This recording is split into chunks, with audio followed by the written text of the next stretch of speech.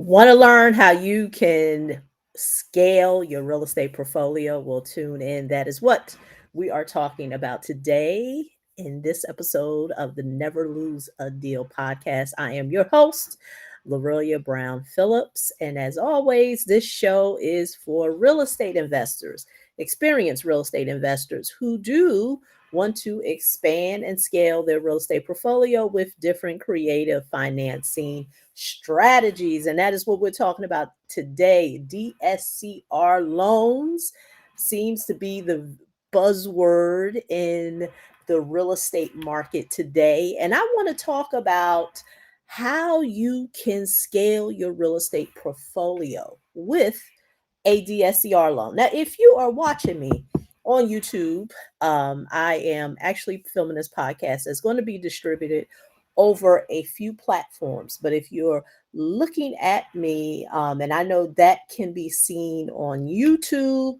as well as Spotify, you may see me looking down. And the reason why I'm looking down is that I want to stay on task because there are some points that I want to make in this video, and I want to make sure I cover them because I know me, I have a tendency to uh, just really just unpack and go. And so, going back to today's topic, scaling a portfolio. Let's just talk about that for a second. Right now, we're in a time and place, primarily here on the internet, where a lot of times you will hear a buzzword and a lot of people will think that that term is for them. I have shared a lot of information on creative ways that business owners, as well as real estate investors, can expand their portfolio without using tax returns and financial statements. And so when a person hears that, their antennas seem to go off. Now, I can also elaborate and go further. That also includes there's no debt to income ratios that are needed in order for you to qualify for these purchases. Now, I want to give context to that because although those things sound good, there are groups of people who should not be looking at DSCR loans. And so, a lot of things that I'm going to talk about in today's episode, please use caution as well as discernment to know if this is something that will work for you. Because I am a big advocate of I'd rather tell a hard truth than a soft lie. There are people who will have you to believe, oh, you can be a real estate millionaire overnight. All you need is a credit card and some swagger and a playbook, and you are off to the real estate millionaire road. And unfortunately, you're not going to get that on my podcast. So let's go into the topic. So, like I'm saying, DSCR, top popular topic that is in today's market. And DSCR stands for debt service coverage ratio.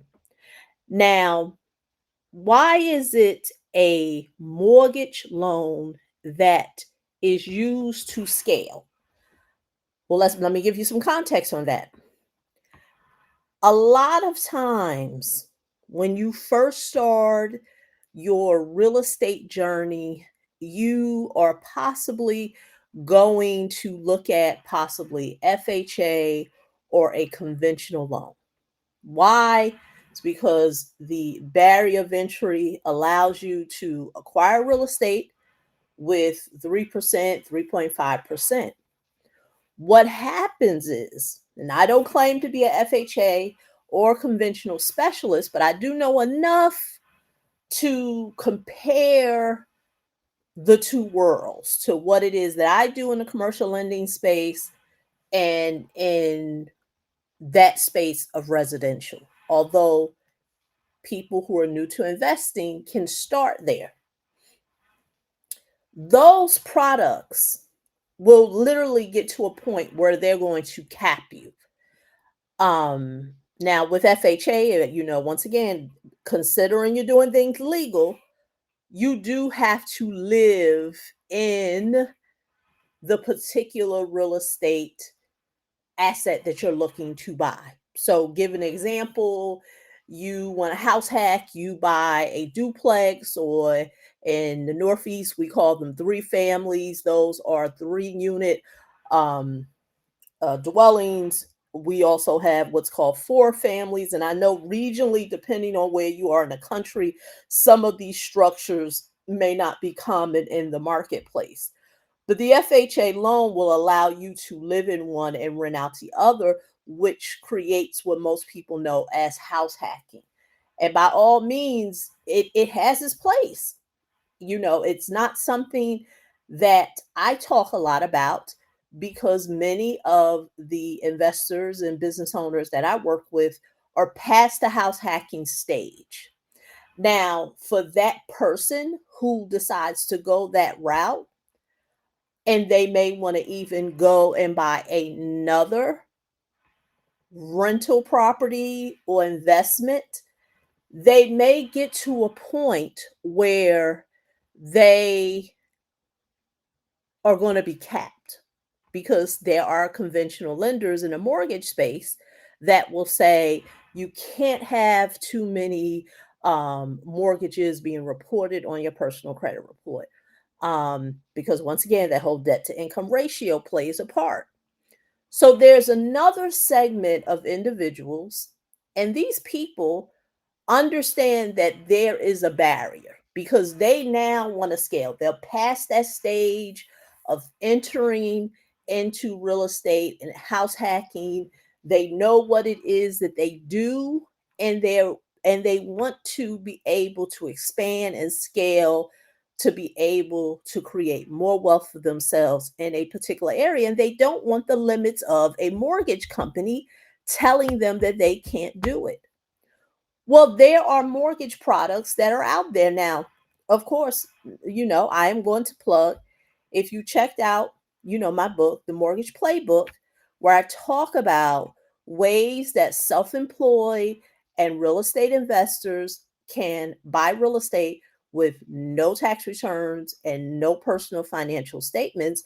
DSCR is one of the strategies of many, but today I'm only talking DSCR.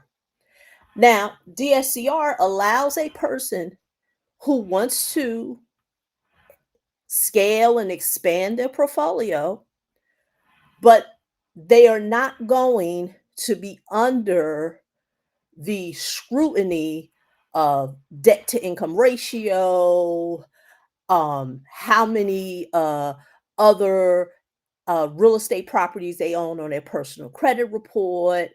And so there are lenders who created a product that will look at the asset and how much income is being brought in from that asset, and if it covers the expenses of that particular property. Hence, debt, debt DSCR, debt service coverage ratio. Because once that calculation is created, there is called a DSCR ratio. And this is where the area gets very gray. Every lender has their own DSCR ratio. There is not, I hear it all the time. There are people who will say it has to be at 1.5, it has to be at 1.25, it has to be at 1.75. Let me share with you a story. I was recently speaking at a first time home buyers workshop here in my state. And although I don't target first time home buyers, but I was asked to speak. One of the speakers, who was a specialist in FHA, answered a question about DSCR because someone had asked that question. And he had instructed them that in order to be able to get a DSCR loan, you have to have already purchased real estate. And I had to correct him. And I had to say, well, excuse me, that's not true. That may be the requirements with the lender that you work with. And I can see why. Because if 80% of the book of business with that particular mortgage company is FHA and conventional, they're going to rather see a client qualify for a FHA loan as opposed to looking at a DSCR. I say that to say that although I raised my hand and I said that's not true, because I know that every lender is different, and the lenders that I work with to be able to get clients financing, the requirement is not that you have to have previously purchased real estate. So understand that DSCR is different amongst different lenders. A lot of confusion that's in the marketplace is that you have people who are of the audience of house hacking, and they're being told about strategies that they're not ready for. And let me just talk about that for a second. A large portion of the lenders out there in the DSCR space, because remember, now I'm going to piggyback on what I said about every lender is different. Many of them are at least expecting you to put 20% or more down on a property. Now, you have people, because once again, I've come across this where people have said, oh, 20%, that's so much. I was listening to someone and they said that there are ways that that you can invest in real estate and you don't have to put 20% down. And I had to let that person know, because those are two different groups of people. People who are in this, and this is what I tell people, even if there are somebody who's been recommended or a prospect, if the idea of putting more than 5% or 3% bothers you, you don't need to be looking at a strategy or a mortgage product that is specifically designed to be able to scale a portfolio.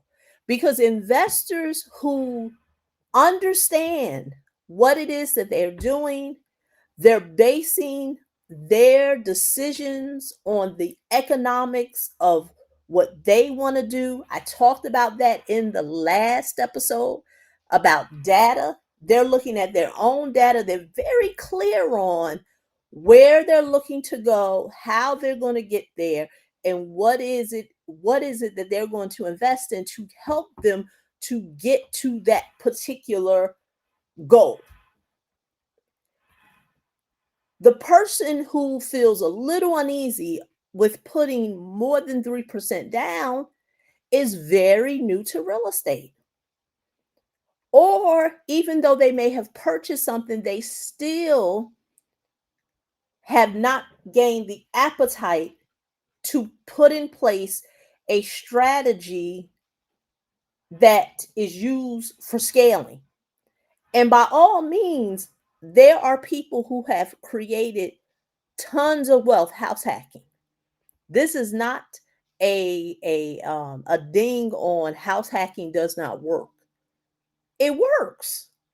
That's why I said in the beginning of this podcast episode, use discernment when you are deciding on what decision you're going to make, with being able to make decisions with your real estate purchase, because everything isn't for everybody.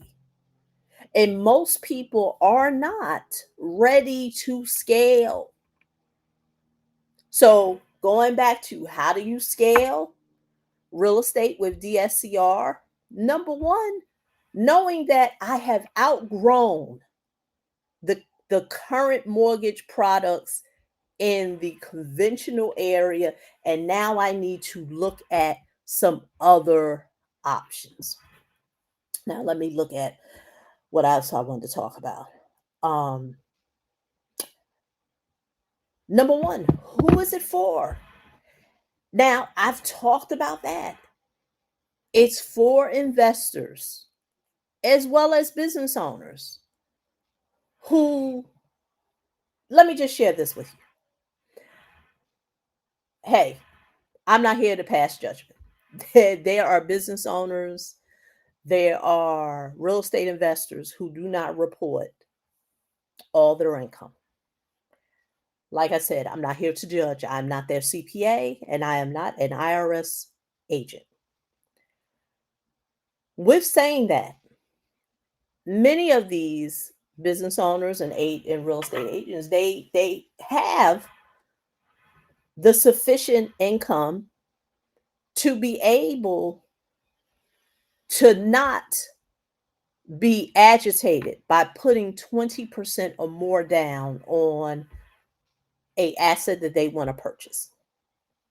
Case in point, here locally, once again, this person is a business owner. They actually they do my son's hair. And currently the business owner is renting. They're in the hair space, which is very cash heavy. Of course, some transactions are being done by cash, and then some are with a POS system, point of sale. And I say that to say this business owner wants to be able to purchase a building. She didn't know it was possible. Once I started talking to her and giving her some guidance on how she could make this happen to her, she was not phased at the amount of down payment that had to be put into the asset in order to get the mortgage. Why? Because she has a sufficient cash that could be shown. So when I say no tax returns and no personal financial statements, one of the underwriting guidelines is going to look like that the lender may want to see, depending on depending on the lender, what type of sufficient cash is the business bringing in, because they want to make sure that you can pay the mortgage note. This is not one of those things, oh, I'm going to get the rents from the asset and the rents from the asset going to pay the mortgage. And that's what, no, that's not, that's that whole, that's that run the play thing.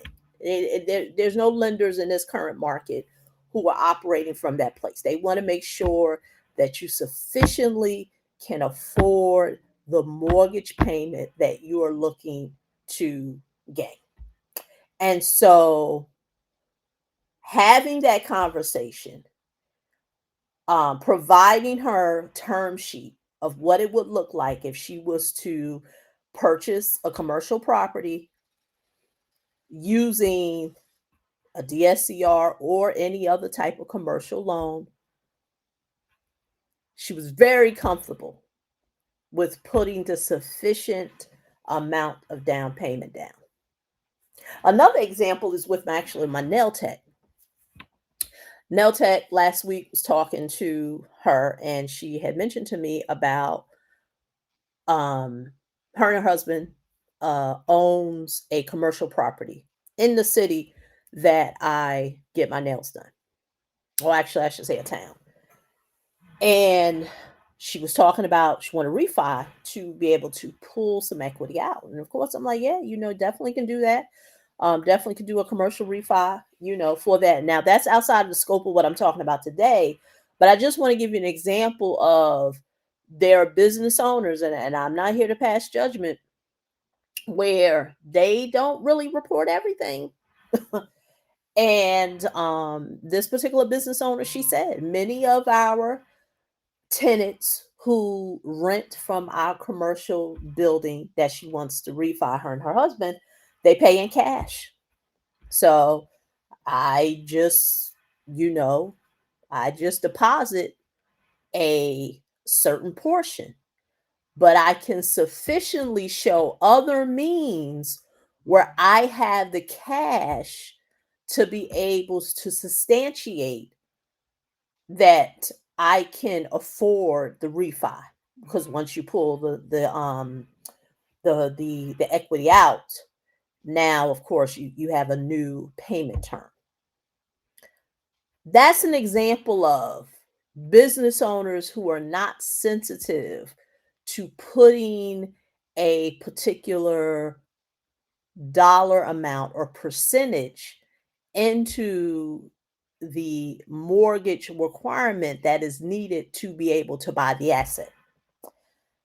That's why I said, because you have people who will use very salacious ways to lure people, going back to, you have a community of people who are trying to house hack, buy their first property, and then you're telling them about ways that they should be looking at other things. Now, don't get me wrong. I am not saying that certain people and groups of people, in terms of economically where they're at, they shouldn't be exposed to it. But if there are ways, going back to, and I'm not even one to have, who is in that whole group of house hacking. But if there is an easier way to help you get to your goal, by all means, go that route. Because I've told people, like I said, I'd rather tell a person a hard truth than a soft lie. There are people who have came to me in the past, even when it comes to business credit. Everybody still asks me, "Oh, you still help people with business credit?" Yes, I am. But the thing is that it's not in the same realm of what you may be used to in the marketplace. My strategy has been the same strategy it has always been. Business credit, the way I have been able to help clients, is it has been a strategy for investors as well as business owners who want to expand what it is that they wanting to do. Once again, scale. I have very rarely, I probably can count the amount of people that I've worked with in the business credit space where they had no experience in real estate. Like I said, that number is less than, I want to say, four, because most of the people who come to me, they have experience. They're not coming to me about how do I invest in real estate. That's why I tell people, anyone who's telling you you need business credit to be able to invest in real estate is probably telling you something wrong. Because when you really unpack and ask that person what it is that they want to do, they don't need to be looking at business credit. A nice FHA loan, 3% down, will literally can help them get to the goal that they're trying to get to. Instead of them, that's why I tell people, do you just want a credit card? Because right now in the marketplace, online, on the internet, business credit has become a clown show, and it really is just credit repair with the face of business funding. But that is not what I'm talking about today. But the reason why I brought it up is because, yes, those are strategies that can be part of the scaling strategy with DSCR. So business funding and business credit does play a part in that scaling strategy. So that's why I tell people, yes, I still do it.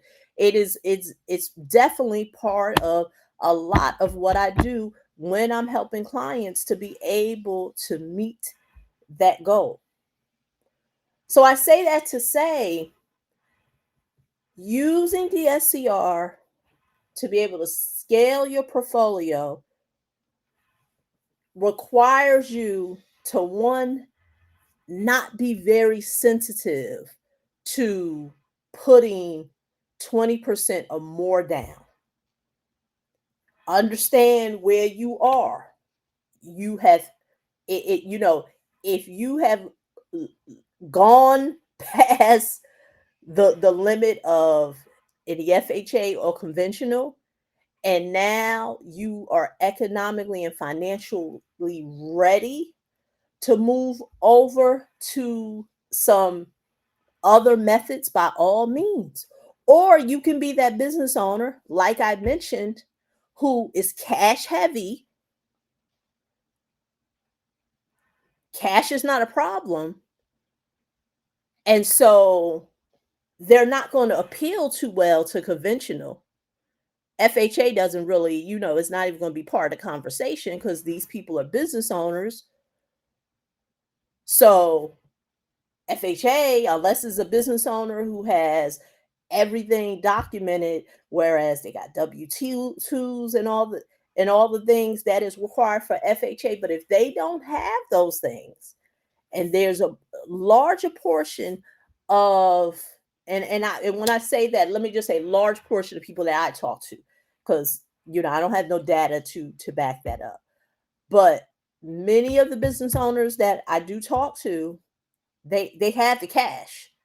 So they know, okay, I want to use real estate, leverage real estate as part of a strategy to expand my portfolio, but I'm not going to appeal to lenders who want me to have everything in order.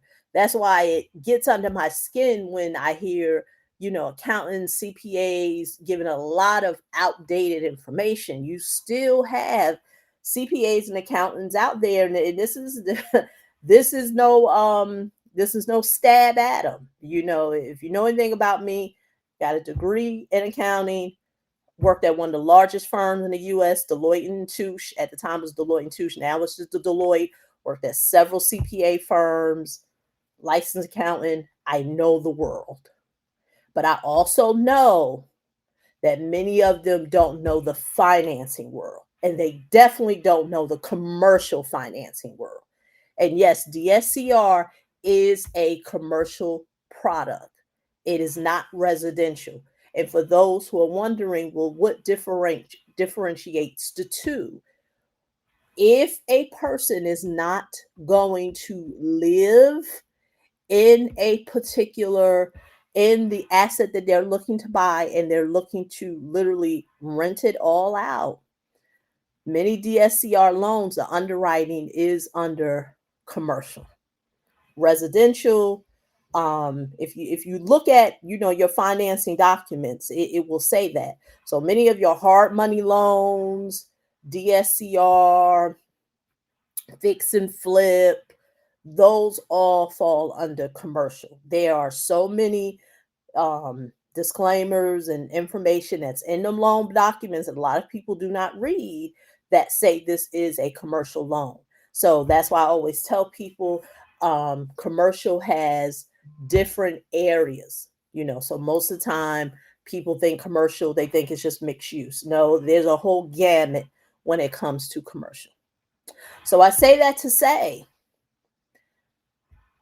if scaling your portfolio is something that you want to consider, DSCR is one of the strategies of many. I'm just talking about one that can help you in pursuit of your goals. And as always, if you want to have a conversation, if you would like to, talk about how a DSCR loan can work for you, like I said, this is not for the person who is saying, "Hey, I want to know how it works." This is for somebody who's ready to put it into work. And now it's just a matter of, let's have a conversation on how we can make this happen for you. Because like I said, in the next couple of years, the world is going to look different, as well as real estate.